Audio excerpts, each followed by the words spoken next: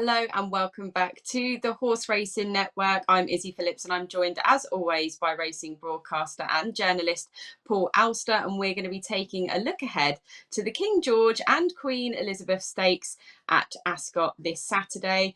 How are you feeling, Paul? Excited. It's one of the best races of the year, and I think we could be in for a cracker.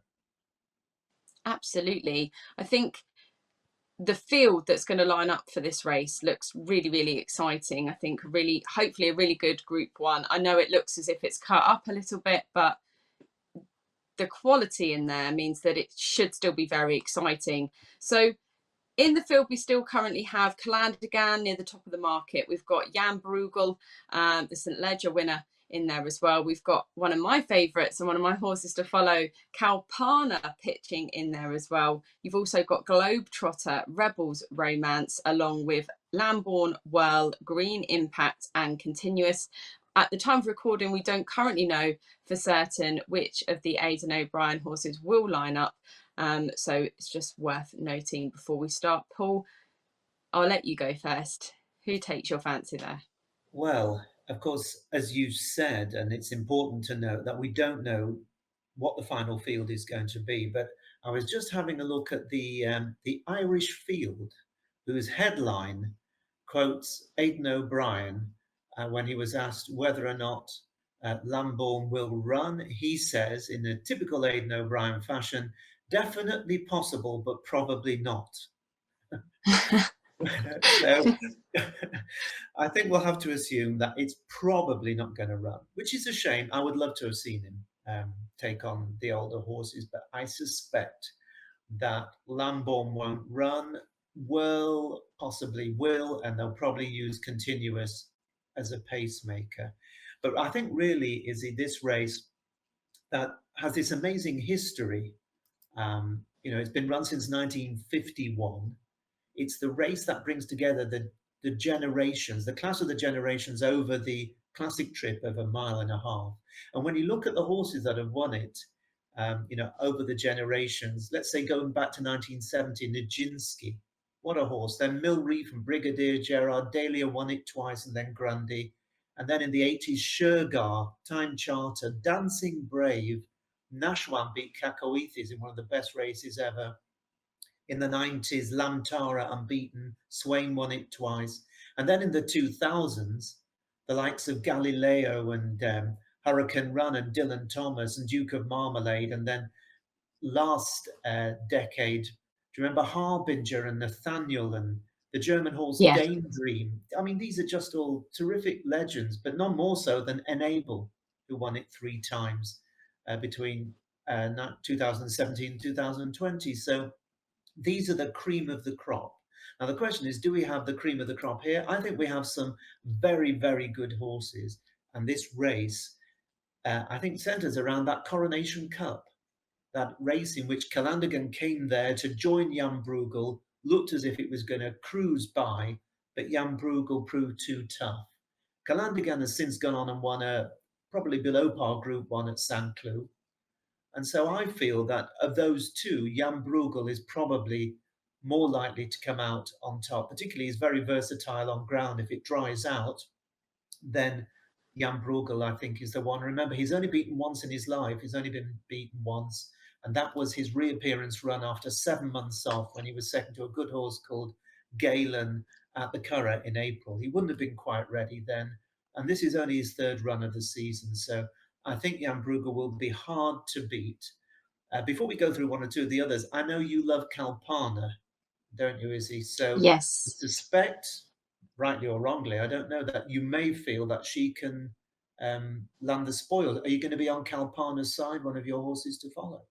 I absolutely am going to be siding with her. I completely agree with everything you said with regards to Calandigan and Jan Bruegel. Actually, I agree that I think obviously Jan Bruegel has done really nothing wrong, like you said, other than that race at the Curragh first time out, perhaps wasn't quite ready.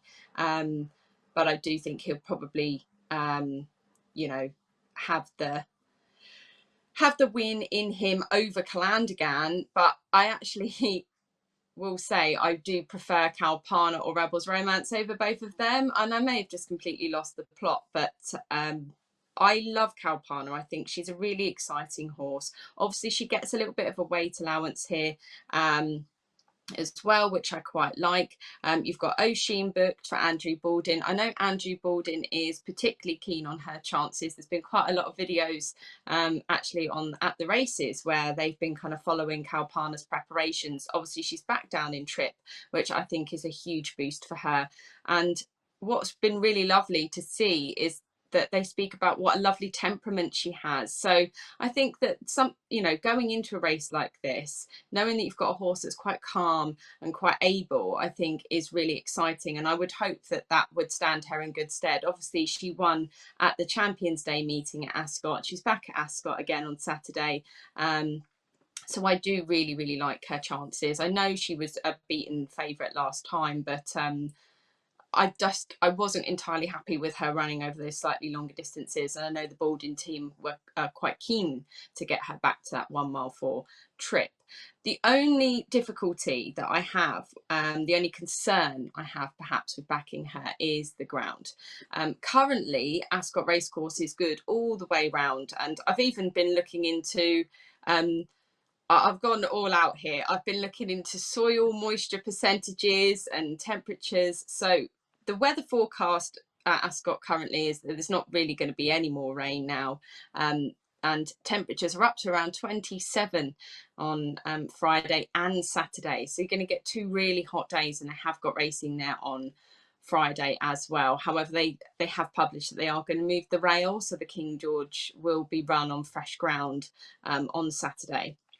But yeah, the current soil moisture is at 38%, so it doesn't sound particularly high, and with really humid and sunny weather, I would worry that that good ground is perhaps just going to dry out a little bit too much for Kalpana. She does appear to like it almost.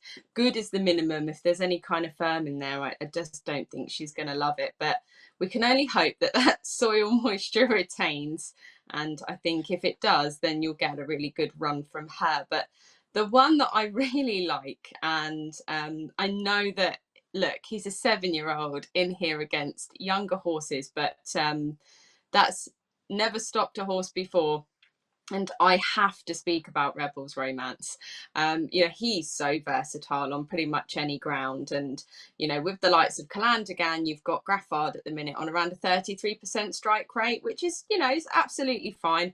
Charlie Appleby's in there pitching at 35% strike rate. So he obviously didn't have a great Royal Ascot, but obviously we've seen him come back and have a fantastic Newmarket July meeting.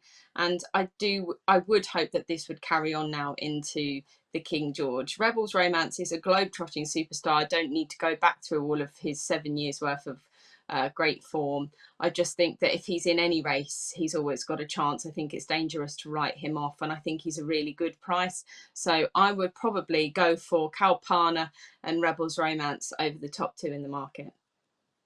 So we have a difference of opinion. I'm fascinated to learn about moisture percentages. That's next time I'm I gardening, fully lost the plot. I'll ring you next time I'm doing the garden.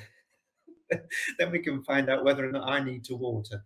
But no, that's another string to your bow there. So you can always go into the gardening sphere, which is brilliant. But no, it's an important point because I think it is going to dry out. And because of that, I think Jan Bruegel will go really well. I take your point about Rebel's Romance. What a marvelous, marvelous racehorse. I mean, just an absolute pleasure to own. And of course, I was quite surprised to read that he's the third winning most horse in history as far as prize money goes. And he's won £10.8 million in prize money, which is an astonishing amount of money. So tough as teak. Kalpana, I'm not quite convinced. She was beaten by Whirl, who's going to take her on again. I know it's the longer trip, which will probably suit Kalpana better, but Whirl goes on the ground. I remember her blitzing up in the Musidora by over 5 lengths on fast ground in May. So she's an interesting one, is Whirl. I can't see Green Impact having much impact on the race, and I think Continuous hasn't quite proved to be the horse we hoped he would be, and he'll be in there to make it a strong gallop. It's going to be a fascinating race. It's probably going to be a race of 5 or 6 runners, we think. And I just think Jan Bruegel, with surely Ryan Moore on board, can confirm form with Calandagan. And I would agree with you as far as Rebels Romance goes, that I think that is going to give them a proper fight. And it's going to be a race to savour with some very high class horses on what's set to be a tremendous day's action at Ascot on Saturday. It's one of those things with Rebels Romance is that if he had been historically a good horse and was in there on his merit of perhaps history, then fair enough. But at Royal Ascot, he beat Al Riffa, who come out and won at the Curragh last Yes. weekend. So there's even that recent good form that stands. So I really do think it's dangerous to kind of dismiss him, perhaps on Yeah. age. I think we've seen that at Royal Ascot already. Um, where you've had a couple of the older horses come out and show the young ones how it's done, and that can still happen. And if there's ever a horse that could do it, like you say, it's maybe one.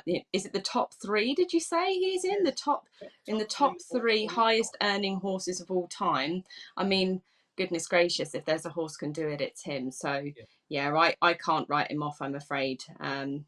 So yes, differing opinion for the King George anyway. So are there any other races on the card or horses that take your eye for the weekend, Paul?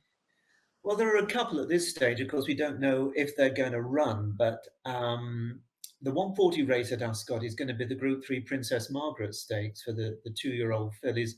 And a horse that I noted from Royal Ascot as one to very much keep on the right side is a filly called Flowerhead, who's trained by a young trainer called Charlie Clover, who's making a bit of a name for himself in his first season. And she was actually second in the Queen Mary, was Flowerhead, and she actually won her race on the far side behind. I think it was it True Love as of um, Aidan O'Brien's, but certainly it was a terrific performance from her to win her race on the far side, but finish second overall. So if Flowerhead runs, she would be of, I think, considerable interest. And then you've got that big race that the punters love. One of the big handicaps, these 7 furlong handicaps at Ascot, the international handicap.